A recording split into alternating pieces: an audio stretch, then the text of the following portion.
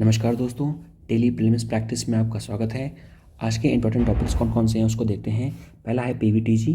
PVTG का मतलब होता है पर्टिकुलरली वल्नरेबल ट्राइबल ग्रुप। इसके रिगार्डिंग एक क्वेश्चन है। दूसरा initiatives on the critical and emerging technologies के बारे में है। तीसरा एनआरओ के बारे में है, जल जीवन मिशन, पीएम विकास और नेशनल सेविंग स्कीम्स। ठीक है, तो सबसे पहले हम पहले क्वेश्चन को देखते हैं बिना किसी के लेट किए हुए। तो पहला क्वेश्चन कह रहा है कि जो पीवीटीजीज होती हैं that is the particularly vulnerable tribal group, इसके रिगार्डिंग कौन सा स्टेटमेंट सही है। पहला स्टेटमेंट कह रहा है कि अंडमान और निकोबार जो है ये आइलैंड जो है ये ओनली यूनियन टेरिटरीज है जहाँ पीवीटीजी डिसाइड्स करती हैं। तो वैसे क्या है, जो पीवीटीजीज हैं वो 18 स्टेट में डिसाइड करती हैं, ठीक है। लेकिन अगर यूनियन टेरिटरी की बात की जाए तो Andaman and Nicobar is the only union territory जहाँ पर ये डिसाइड करती है। तो ये जो ऑप्शन हो गया वो क्या हो गया, हमारा सही हो गया। दूसरा बोल रहा है कि Madhya Pradesh is the home to the highest number of the PVTG. ठीक है, तो देखा जाए तो जो मध्य प्रदेश है वो highest number of the PVTG का होम नहीं है। मध्य प्रदेश की जगह कौन है, जो उड़ीसा है, ठीक है, वो highest number of the PVTG के लिए है। तो ये जो हमारा ऑप्शन हो गया वो गलत हो गया। दूसरा, economic backwardness is not the criteria for the identification of the particularly vulnerable tribal group. यानी कि जो इकोनॉमिक बैकवर्डनेस है ये कोई भी क्राइटेरिया नहीं होता पीवीटीजी के निर्धारण के लिए। आपको पता है कि पीवीटीजी के निर्धारण के लिए कई सारे क्राइटेरिया होते हैं, उनमें से एक जो इकोनॉमिक बैकवर्डनेस भी होता है। तो ये जो ऑप्शन है वो क्या है, हमारा सही है। ठीक है, ये ऑप्शन हमारा गलत है क्योंकि इसमें पूछा है नॉट। ठीक, अब देखते हैं which of the following statement are incorrect, कौन से स्टेटमेंट गलत है। तो देखा जाए हमारा जो दूसरा और तीसरा जो गलत है, दूसरा तीसरा हमारा ऑप्शन बी में है। ठीक है, अब हम थोड़ा सा इनके ऑप्शंस को थोड़ा सा देख लेंगे। ऑप्शंस में देखिए क्या लिखा हुआ है। देखिए सबसे पहले लिखा हुआ है कि देयर आर 17 पीवीटीजी, यानी कि टोटल जो है 75 पर्टिकुलरली वनरेबल ट्राइबल ग्रुप है जो कि 18 स्टेट में हैं। और अगर यूनियन टेरिटरी की बात की जाए तो सिर्फ एक यूनियन टेरिटरी है जो कि अंडमान और निकोबार की है। ठीक है, फिर उसके बाद बात करते हैं कि यहाँ पर उड़ीसा में क्या है, highest number of the PVTG community पाई जाती है। It has the 13 identified PVTG communities, यानी कि टोटल 75 पीवीटीजी में से 13 जो पीवीटीजी हैं वो सिर्फ कहाँ मिलती हैं, वो उड़ीसा मिलती हैं। वाइल जो मध्य प्रदेश में कितनी मिलती हैं, मध्य प्रदेश में 7 पीवीटीजी मिलती हैं। और कोई भी कम्युनिटी अगर पीवीटीजी के अंतर्गत आना चाहती है तो उसके लिए 4 क्राइटेरिया होते हैं। पहला है कि pre agriculture level of technology, यानी कि जो भी उनके पास जो टेक्नोलॉजी है वो प्री एग्रीकल्चरल लेवल की होनी चाहिए। दूसरा है लो लिटरेसी लेवल, उनका जो लिटरेसी लेवल है वो काफ़ी लो होना चाहिए। इकोनॉमिक बैकवर्डनेस होनी चाहिए और a decline in the stagnant population, उनकी जो पॉपुलेशन है वो धीरे धीरे कम कर रही हो। तो ये सारे क्या हैं, ये 4 क्राइटेरिया हैं for the particularly vulnerable tribal group.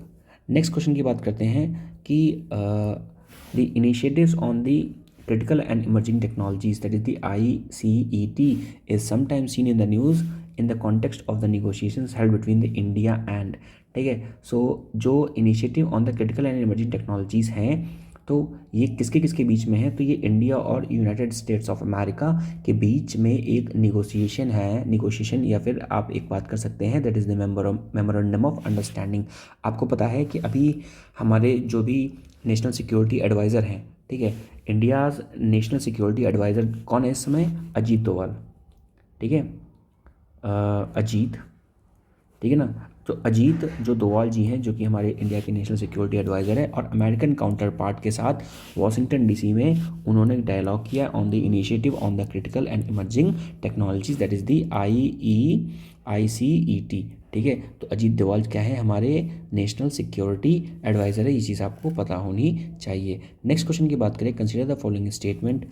तो यहाँ पर लिखा हुआ है स्टेटमेंट कौन सा है, non resident external accounts are used to manage the income earn by the Indian in India by the non resident. ठीक है, इसमें हमें करेक्ट ऑप्शन लाना है। तो ये जो ऑप्शन हो गया ये हमारा क्या हो गया, इनकरेक्ट हो गया। क्यों, क्योंकि जो नॉन रेजिडेंट हैं एक्सटर्नल अकाउंट्स उनको कंसीडर नहीं किया जा सकता।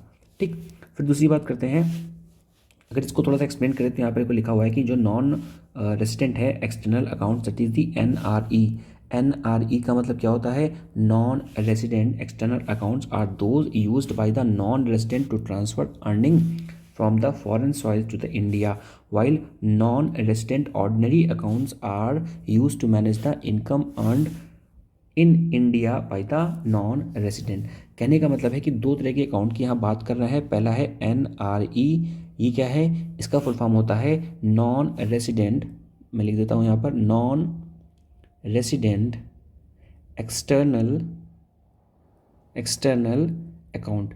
ठीक, ये कौन सा है, ये वो अकाउंट है जो इंडिया के जो लोग हैं जो बाहर रह रहे हैं और वो यूज़ कर रहे हैं और पैसा सेंड करने के लिए इस्तेमाल करते हैं। ठीक है, तो ये क्या है, नॉन रेजिडेंट एक्सटर्नल अकाउंट है। ठीक है, that is the account of those used by the non resident to transfer the earnings from the foreign soil to the India.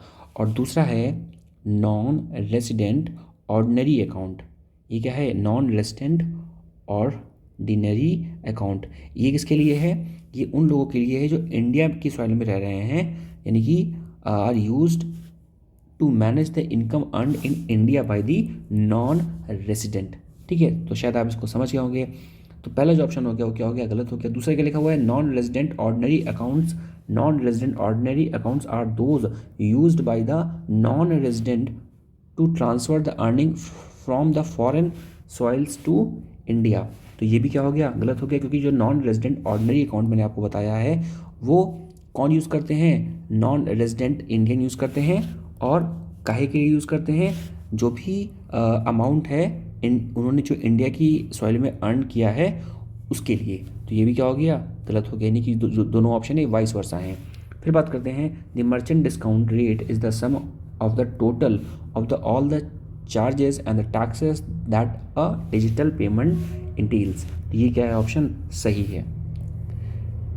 ठीक, नेक्स्ट बात करते हैं, consider the following statement regarding the जल जीवन mission. ठीक है, तो आपको पता होगा कि जल जीवन जो मिशन है उसके रिगार्डिंग अगर बात की, जैसे हमने अभी मैंने आपको एक न्यूज़ में बताया था कि हमने बताया था वाटर विजन एट 2047, यानी कि 2047 में हमारा क्या वाटर मिशन है उसके बारे में मैंने एक न्यूज़ में बताया था। तो जो जल जीवन मिशन है वो क्या कहता है उसके बारे में देखते हैं। तो पहले लिखा हुआ है कि Jal Jeevan mission's aim to provide the drinking water through the individual household tap connections to all the household by 2024। ठीक, तो देखा जाए कि individual household to the tap connection to all the Indian household by 2024। तो ये जो option है वो गलत हो जाएगा, क्यों, क्योंकि individual household connection to all the household in the rural India. जो जल जीवन मिशन है वो ऑल इंडियन हाउस होल्ड के लिए नहीं है, वो किसके लिए है, रूरल इंडिया के लिए है। तो यहाँ पर रूरल इंडिया होना चाहिए, तो इसलिए ऑप्शन 1 क्या हो जाएगा, गलत हो जाएगा। फिर दूसरा लिखा हुआ है, the scheme is fully funded by the central government. अगर कोई भी scheme fully funded central government के द्वारा होगी तो वो हो जाएगी क्या, सेंट्रल सेक्टर स्कीम। ठीक है, पर जो जल जीवन मिशन है वो सेंट्रली स्पॉन्सर्ड स्कीम है, तो ये आपको यहाँ से पता होना चाहिए, यानी कि ये जो भी हो जाएगा ये भी क्या हो जाएगा, गलत हो जाएगा। थर्ड लिखा हुआ है, it also ensure drinking water sources augmentation grey water treatment and reuse. तो जो थर्ड है वो हमारा क्या है, वो करेक्ट है कि ये स्कीम है वो क्या कर रही है, जो ड्रिंकिंग वाटर की फैसिलिटी को देख रही है और उसके बाद जो ग्रे वाटर है, ग्रे वाटर क्या मतलब जो गंदा वाटर है उसके ट्रीटमेंट और रीयूज़ के बारे में भी देखती है। ठीक है, तो हमारा जो सी ऑप्शन हो जाएगा वो सही हो जाएगा। ठीक है, थोड़ा सा एक्सप्लेनेशन देखते हैं। जो जल जीवन मिशन है उसको लॉन्च किया गया था 2019 में, जो कि प्रोवाइड करता है सेफ और एडिक्वेट ड्रिंकिंग वाटर को through the individual household tap connections by 2024। ठीक है, और all the household in the rural India. ठीक, where the central government fund no where the central government 50% of the cost of the state and the union territory। तो ये classification लिखा हुआ है कि अगर कोई भी अगर सेंट्रल गवर्नमेंट का फंड है तो वो कैसे फंडिंग होती है उसके बारे में यहाँ पर लिखा हुआ है। जैसे अमूमन क्या होता है, जैसे अगर कोई सेंट्रली स्पॉन्सर्ड स्कीम है, सेंट्रली स्पॉन्सर्ड का मतलब होता है क्या कि सेंटर भी कंट्रीब्यूट करेगी और स्टेट भी कंट्रीब्यूट करेगी। तो उस कंडीशन में क्या होता है कि 50-50% जो होता है वो कंट्रीब्यूशन करते हैं, 50% सेंटर करेगी 50% स्टेट करेगी। और अगर उसके अलावा जो हिली एरिया है तो हिली एरिया में 90% जो है वो सेंटर करती है और 10% कौन करती है, स्टेट करती है। कभी कभी हिली एरिया में 100% स्टेट भी कर देती है। यूनियन टेरिटरी है तो वहाँ पर 100% क्या करेगी, 100% स्टेट करेगी। ठीक है, और जब अगर कोई सेंट्रल सेक्टर स्कीम होगी तो वहाँ पर तो 100% सेंटर ही करेगी। तो ये कुछ सारी चीज़ें आपको यहाँ से पता रहनी चाहिए। नेक्स्ट बात करते हैं प्रधानमंत्री विश्वकर्मा कौशल सम्मान scheme, that is the PM Vikas scheme. इसके रिगार्डिंग कौन सा स्टेटमेंट सही है, the scheme is a initiative of the ministry of the skill development and enterprises. ठीक, लेकिन देखा जाए कि ये बेसिकली जो प्रधानमंत्री विश्वकर्मा कौशल सम्मान योजना है, ये ministry of the skill development enterprises के अंतर्गत नहीं आती, ये आती है मिनिस्ट्री ऑफ माइनॉरिटी, ठीक है ना, माइनॉरिटी अफेयर्स के अंतर्गत आती है। तो ये यहाँ से आपको ये पता रहना चाहिए। The scheme aims to provide the formal education and the skill training to the minority youth, ठीक। तो बेसिकली माइनॉरिटी यूथ, ठीक है। तो ये भी ऑप्शन जो हो जाएगा गलत हो जाएगा, क्योंकि बेसिकली ये जो फोकस करती है वो स्किलिंग और एंटरप्रेन्योरशिप और leadership training skill requirement for the minority and the artisan community across the country. तो माइनॉरिटी के साथ साथ जो भी आर्टिशन कम्युनिटी है उसको क्या करती है, उसको प्रमोट करती है। पर क्वेश्चन में क्या लिखा था कि ये प्रमोट करती है skill development only minority youth के लिए। तो ये जो हमारा ऑप्शन हो जाएगा वो डी हो जाएगा, दैट इज़ कोई भी इसमें से करेक्ट नहीं है। फिर हम आगे बात करें, with reference to the महिला सम्मान saving certificate consider the following statement, ठीक। पहला स्टेटमेंट लिखा हुआ है during the saving certificate would be the 5 year, यानी कि जो ड्यूरेशन है सेविंग सर्टिफिकेट की वो कितने साल की है, 5 साल की है। तो बेसिकली ये 5 साल की नहीं है, ये 2 साल की है। किसका, कौन सी स्कीम है, स्कीम का नाम है महिला सम्मान सेविंग सर्टिफिकेट, 2 साल की है। तो जो ऑप्शन हो गया वो क्या हो गया हमारा, करेक्ट हो गया, गलत हो गया। उसके बाद लिखा हुआ है the interest rate paid on the saving certificate would be market determined, ठीक। तो जो इंटरेस्ट रेट है वो मार्केट डिटरमाइंड होगा। तो बेसिकली इंटरेस्ट रेट जो है वो मार्केट डिटरमाइंड नहीं होगा, ठीक है। उसका एक फिक्स इंटरेस्ट रेट मिलेगा आपको, कितना, 7.5%। तो ये भी आपको यहाँ से पता होना चाहिए। तो ये भी ऑप्शन क्या हो गया, गलत हो गया। Then deposit of up to 2 lakh could be made in the name of a women और द गर्ल। तो ये जो ऑप्शन हो जाएगा वो सही हो जाएगा, ठीक है। तो लिखा हुआ है deposit of facility of the 2 lakh in the name of the women और the girls for the particular withdrawal options. तो ये यहाँ से हमारा जो ऑप्शन नंबर जो डी हो जाएगा वो करेक्ट हो जाएगा। नेक्स्ट क्वेश्चन की बात करें, consider the following statement with reference to the, okay, consider the following statement with reference to the particularly vulnerable tribal group. ये 2019 का PYQ है, ठीक है ना, यानी कि PVTG के बारे में फिर से क्वेश्चन पूछा गया है। तो पहला ऑप्शन है कि PVTG रिसाइड करती है 18 स्टेट्स में और 1 यूनियन टेरिटरी में, ठीक है। तो ये ऑप्शन सही है, मैंने अभी बताया कि 18 स्टेट में, 1 यूनियन टेरिटरी में। और कौन सी वो यूनियन टेरिटरी है, वो है आपका अंडमान एंड निकोबार, इस यूनियन टेरिटरी में, ठीक। उसके अलावा स्टेगनेंट और declining population is one of the criteria for determining the PVTG। ये भी सही है कि PVTG के लिए एक कई सारे क्राइटेरिया मैंने बताया था कि जो उसकी जो पॉपुलेशन होगी, वो कैसी होगी, डिक्लाइन होनी चाहिए। उसकी जो लिटरेसी का जो लेवल है वो भी क्या होना चाहिए, लो होनी चाहिए। और उसके बाद प्री एग्रीकल्चरल लेवल की क्या होनी चाहिए, टेक्नोलॉजी होनी चाहिए, ठीक है। और उसके बाद प्री एग्रीकल्चरल लेवल की टेक्नोलॉजी होनी चाहिए, ठीक है। और पॉपुलेशन ग्रोथ होनी चाहिए, पॉपुलेशन डिक्लाइन होनी चाहिए। तो ये क्या है, ये कुछ सारे क्राइटेरिया हैं। फिर उसके बाद there are 97 PVTG officially notified in the country so far. मैंने बताया था कि 95 PVTG नहीं, कितनी PVTG हैं, 75 PVTG हैं अभी तक जो कि नोटिफाइड हैं। तो यहाँ पर ये जो थर्ड ऑप्शन हो गया वो क्या हो गया, गलत हो गया। फिर उसके बाद लिखा हुआ है कि Irulu and Koda Reddi tribes are included in the list of the PVTG। तो ये जो ऑप्शन है वो भी सही है। तो उस हिसाब से हमारा ऑप्शन क्या हो गया, 1, 3 और 4 जो हो गया वो which of the following statement are correct. So just a minute, which of the following statement are correct, ठीक है। तो 1, 3 और 4 जो स्टेटमेंट हो गया वो क्या हो गया हमारे, करेक्ट हो गया, ठीक है। इसमें शायद कुछ गड़बड़ है, ओके, नहीं सही है, ठीक है। ये सी ऑप्शन करेक्ट है, यानी कि 1, 2 और 4 स्टेटमेंट जो हो जाएगा वो करेक्ट हो जाएगा, ठीक है। फिर नेक्स्ट बात करते हैं क्वेश्चन नंबर नेक्स्ट PYQ ये भी है। इसमें लिखा हुआ है broad based trade and investment agreement is sometimes seen in the news, consider the following statement in the context of the negotiation held between the India and. So आपको पता होना चाहिए कि इंडिया और यूरोपियन यूनियन के बीच में एक agreement होता है and the name of the agreement is the broad based trade and investment agreement, ठीक है। तो इंडिया और यूरोपियन यूनियन के बीच में ये होता है। फिर हम बात करते हैं next is with reference to the Indian economy consider the following statement. तो इंडियन इकोनॉमी के रेफरेंस में कौन से स्टेटमेंट सही है। पहला लिखा हुआ है commercial paper is a short term unsecured promissory note. तो ठीक है, बिल्कुल सही है। जो कॉमर्शियल पेपर है वो क्या है, शॉर्ट टर्म प्रॉमिसरी नोट है, ठीक। उसके बाद लिखा हुआ है the certificates of the deposit is a long term instrument issued by the Reserve Bank of the India to the corporate, ठीक है, तो ये जो ऑप्शन है वो क्या है, गलत हो जाएगा। Third is the call money is the short term finance used for the inter banking transaction, this is also correct. Short call money क्या होता है कि थोड़ा टाइम के लिए आप जो मनी ले रहे हैं, ठीक है। फिर लिखा हुआ है fourth is the zero coupon bond are the interest bearing short term bond issued by the scheduled commercial bank to the corporation, so this is also correct. So यहाँ पे जो ऑप्शन हो जाएगा वो आपका क्या हो जाएगा, option C, that is the 1 और 3, means this option and this option call money option, ये दोनों क्या हैं, ये दोनों सही ऑप्शन है। फिर हम बात करें next, consider the following statement with reference to the soil health card scheme, तो सॉइल हेल्थ कार्ड स्कीम के रिगार्डिंग कौन सा स्टेटमेंट सही है। पहले लिखा हुआ है क्या कि ये जो स्कीम है ये expanding the cultural area under the irrigation, soil health card scheme है ये कल्चरल एरिया को बढ़ाती है, तो बिल्कुल नहीं, ऐसा कुछ भी नहीं है।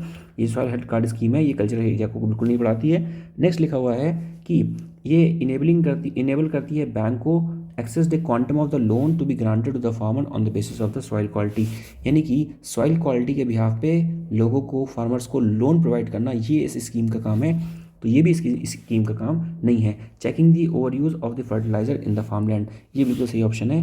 देखिए सॉइल हेल्थ कार्ड स्कीम का मतलब क्या है कि जो भी सॉइल की प्रोफाइलिंग है, ठीक है, सॉइल की प्रोफाइलिंग करना, ठीक है, यानी कि सॉइल में कौन कौन से न्यूट्रिएंट्स हैं, ठीक है, किन किन चीज़ों की ज़रूरत है, कितनी फर्टिलाइज़र ज़रूरत है, कितना फर्टिलाइज़र डाला, इन सारी चीज़ों को मेंशन किया जाता है under the soil health card scheme. So the option B is correct. Now the next question is with reference to the Pradhanmantri Kaushal Vikas Yojana, consider the following statement. Okay, now it is the flagship scheme under the ministry of the labour and employment. Next, it is among the other things will also impart training, soft skill, entrepreneurship, financial and the digital literacy। बिल्कुल सही है, जो प्रधानमंत्री कौशल विकास योजना है उसके अंतर्गत soft skills, entrepreneurship skills, financial और डिजिटल लिटरेसी को प्रमोट किया जाता है, ठीक है, तो ये ऑप्शन आपका सही है। Next, it aims to align the competencies of the unregulated workforce of the country to the national skill qualification framework, तो this is also correct, so 2 and 3 is correct, so option C is correct। next हम बात करें